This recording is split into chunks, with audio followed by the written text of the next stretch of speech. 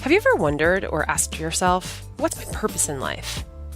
Over 6 immersive days at Date with Destiny, Tony Robbins can help you find that answer, providing you tools to reshape your destiny and design the life of your dreams. Date with Destiny is Tony's favorite event, and it's the one you might have seen in that Netflix documentary, I Am Not Your Guru. Here's what happens, though, over those 6 days. You start out by gaining a deep understanding of what truly motivates you. Then you identify the triggers that create pain and pleasure in your life, and learn the strategies to eliminate pain for good. Finally, you'll learn how to ignite or reignite your passion to achieve your ultimate vision of your life, career, finances, health, and relationships. As Tony says, it is in your moments of decision that your destiny is shaped. This is your chance to make the ultimate breakthrough and to start living the life you desire and deserve. To learn more about Date with Destiny, visit www.tonyrobbins.com/destiny.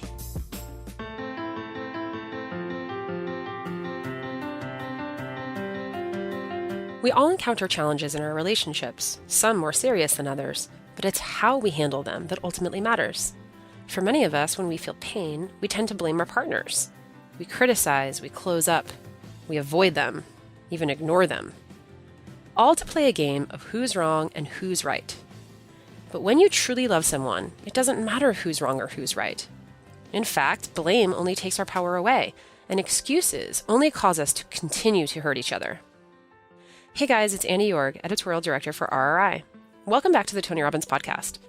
On today's episode of the Real Breakthrough series, we're taking you back to Date with Destiny, where Tony is working with Teresa and John, a couple fighting their way out of a painful past and trying to figure out a path toward a healthier, happier future. While Teresa and John have made substantial progress since dealing with infidelity, they still struggle when it comes to constructive communication. They're slipping back into old ways and making excuses for their behavior, shirking responsibility for their actions. But it's clear they're still deeply in love and they're committed to finding a better way. What Tony does is help them see that if you're having problems in your relationship and feeling pain, it's because you're focused on yourself, not your partner. He helps them see that you cannot continue to focus on what you're not getting and what your partner's not giving you. Because if you want to build an extraordinary relationship, you need to tear up the rules and start holding yourself 100% accountable for your experience. So I like you have a pre-Sage and post-Sage. I have a pre-Tony and post-Tony world. Okay. Thank you for that. Oh, this Tony or a different Tony? No, you. Oh, okay. Well, thanks for that. And so my story is in my pre-Tony world, sometimes I was unseen and not understood. And in the unsafe specifically, and I just wanted to share because I think it's so unconscious, was not feeling protected in moments of, the story was, I was at a dog park and I got in a fight with another dog owner. And the next time going, I wanted him to come with me. Yes. And I had to ask. I mean, God forbid, right? But I had to ask. Wait, I'm a little confused. And he can't. How would he know that you needed him to come with you if you didn't ask him? Well, because I had to go again. I understand, but how would he know that? He didn't. Yeah, that's right. And then you were mad. I wasn't mad. Oh, what, we hurt? Yeah.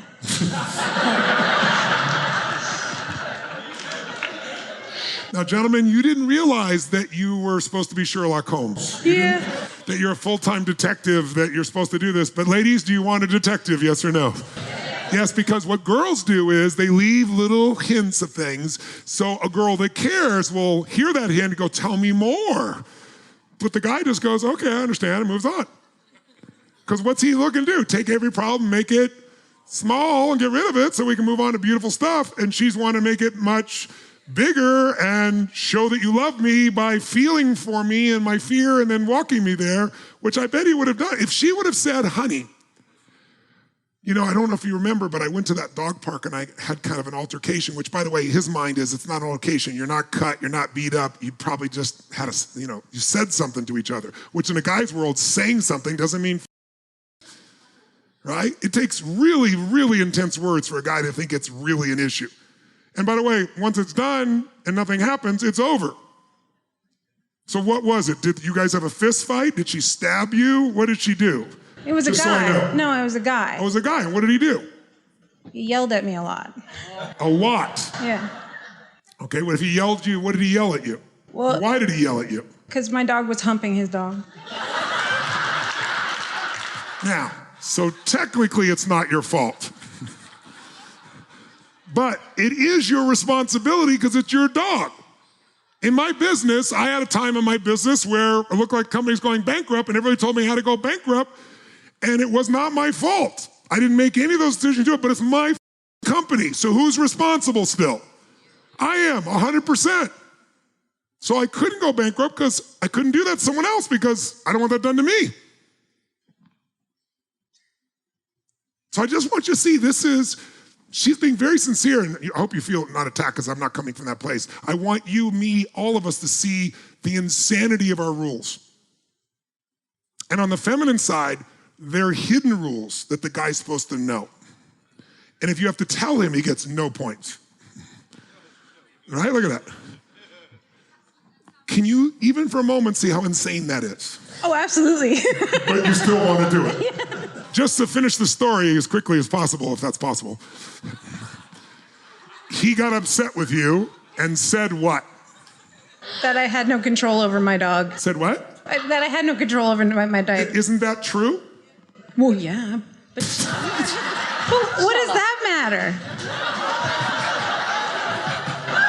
Are you serious? Not him yelling at me. He wasn't yelling at me. A guy at the dog park was yelling at me. But it was a guy or a woman or anyone, you were responsible for your dog, and your dog is humping it. But that's not, I was talking about asking my husband to come with me the next time because I felt scared. No, I understand that, but I'm trying to understand what he would be understanding out of your story. I'm just trying to put myself in his shoes, and I'm a little confused.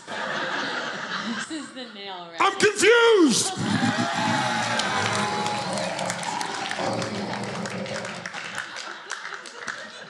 You didn't have control of your dog. What he shouted was true. Well, he didn't have control over his dog either.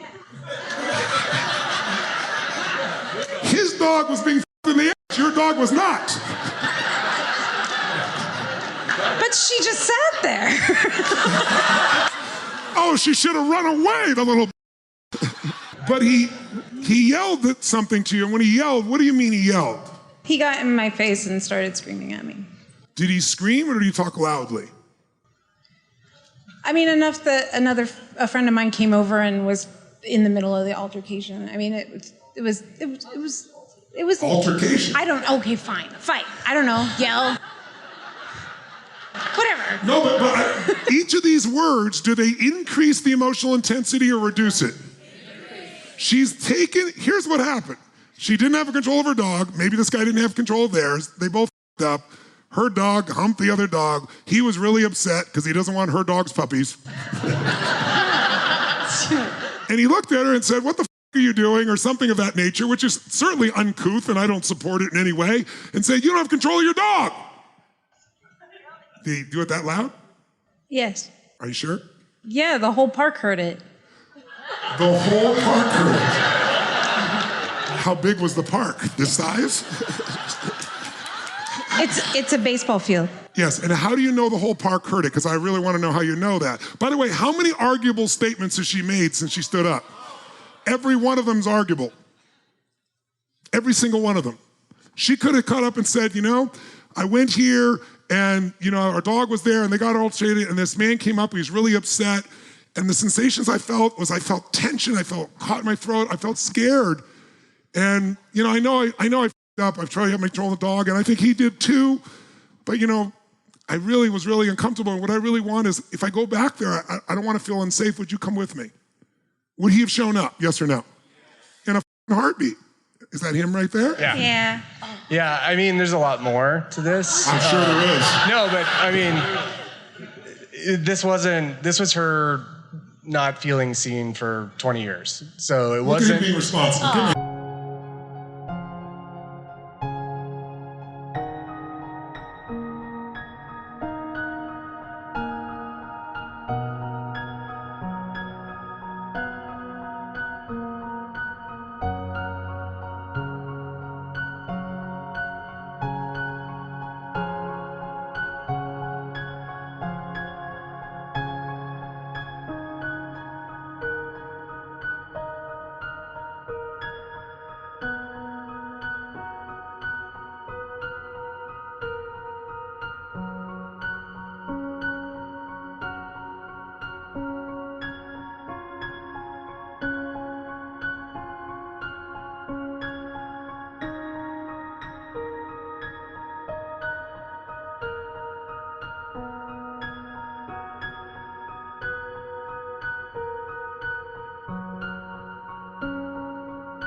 beautiful. That's very beautiful.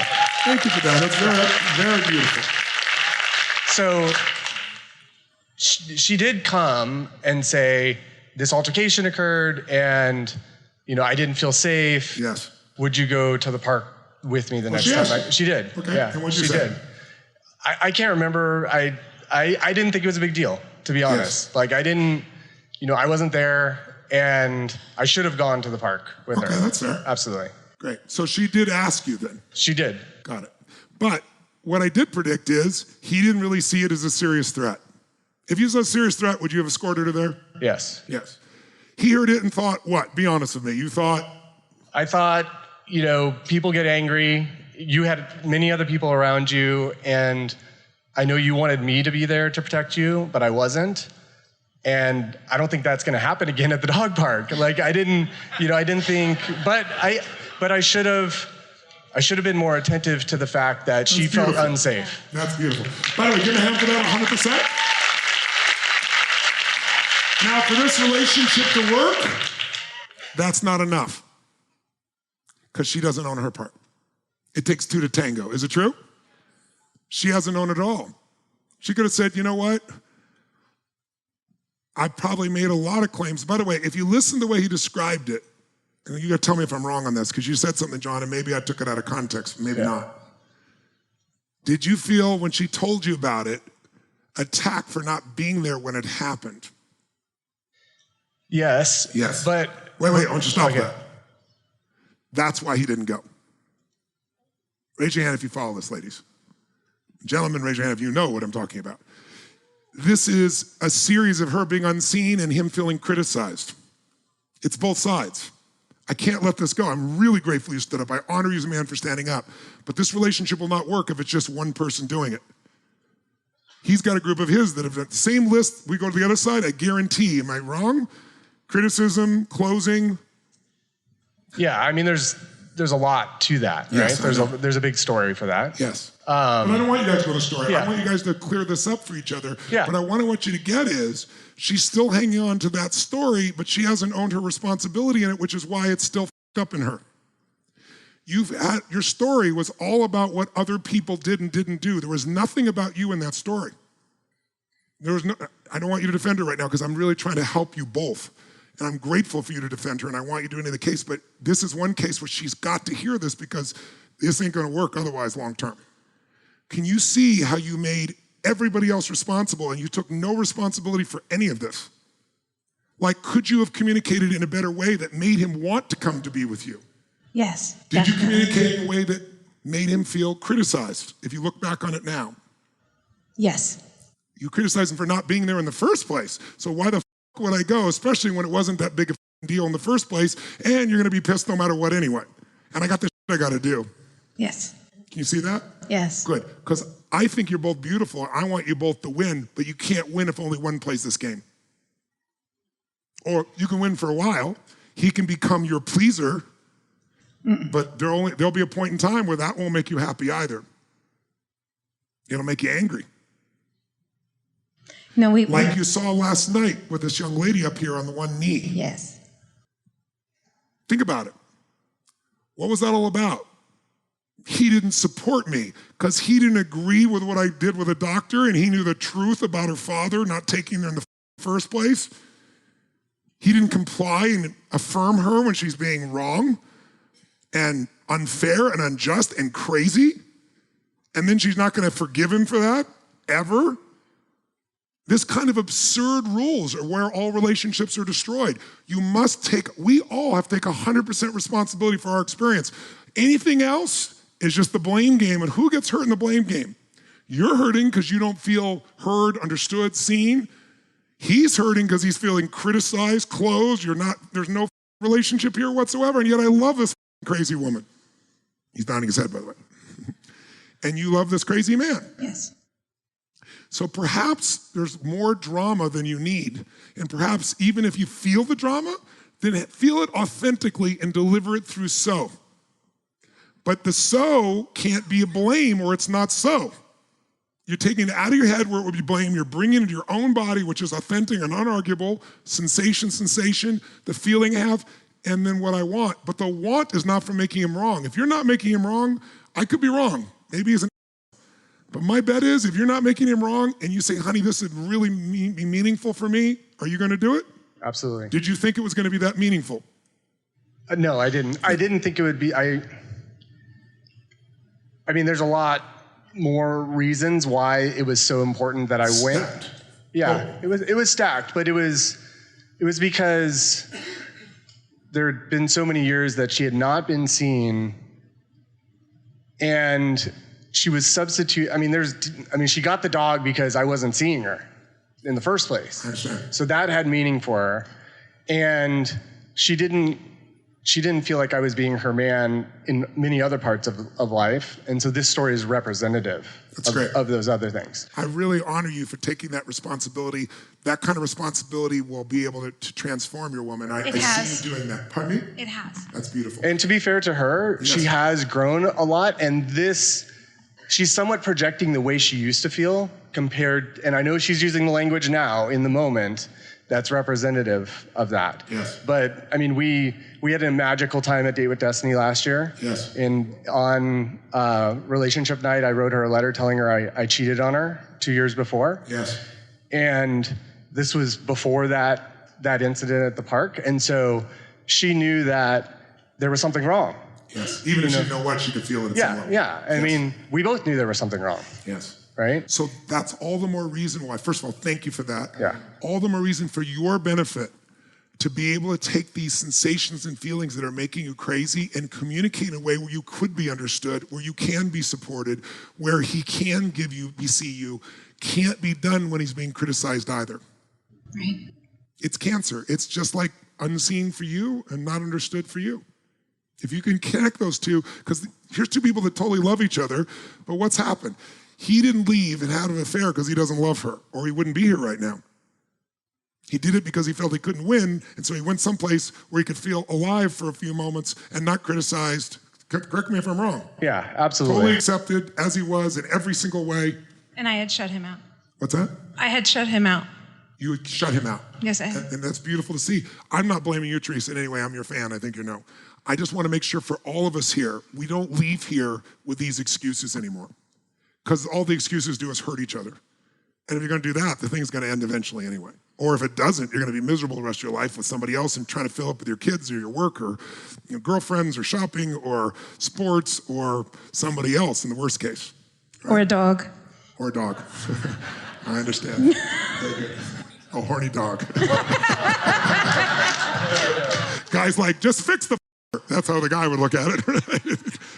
Right. I just got one more thing to say is Teresa gave me back her ring when we were at Date with Destiny. And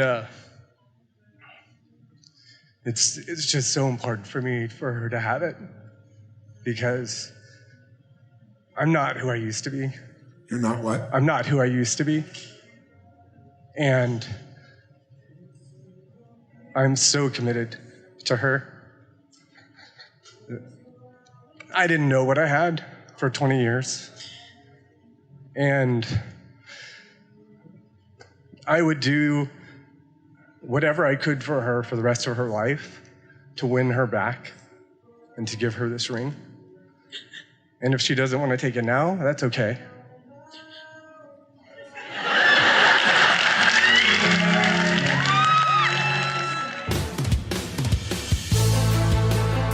The Tony Robbins podcast is directed and hosted by Tony Robbins. Anna York is our editorial director and occasional host. Our executive producer is Carrie Song. Jamie Carvajal and Adriel De La Torre are our digital editors. Special thanks to Mary Buckheit and Diane Adcock for their creative review.